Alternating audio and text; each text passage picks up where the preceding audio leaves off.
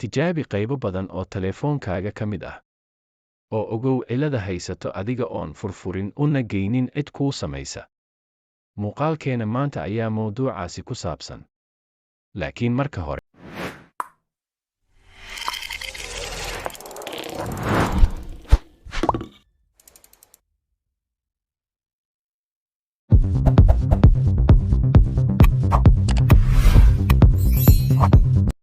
assalaamu calaykum saaxiibada.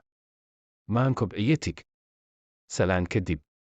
Soo dhowaada adinkoo mahadsan. Janaalka subscribe dhaha like-na saara muuqaalka.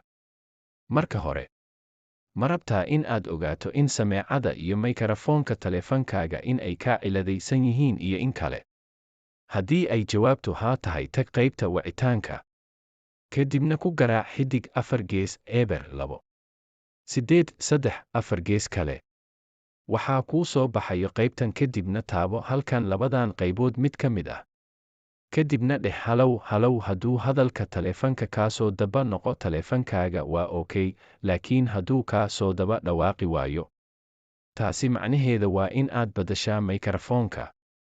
Okay. Sidoo kale taleefankaaga ma ku aragti cilada qaar sida codka oo daciif ah, shaashada meelaha qaar shaqaynaynin, gariirka oo aan shaqaynayn, sameecada weyn ee codka baahiso oo aan la maqlayn iyo qaybo kale? Si aad u ogaato cilada adiga oon meel tagin, waxaad tagtaa qaybta wicitaanka. Kadibna ku qor xidig 4 gees eber xidig 4 gees kale. Kadib waxaa kuu soo bixi doona sida sawirka kaaga muuqato qoraal kasta. Wuxuu u taagan yahay qayb ka mid ah taleefanka oo waa laga jeegareeyaa. Adigana tijaabi qaybtii kaa qusaysa ee aad is leedahay taleefankaaga waa ka ciladaysan yahay.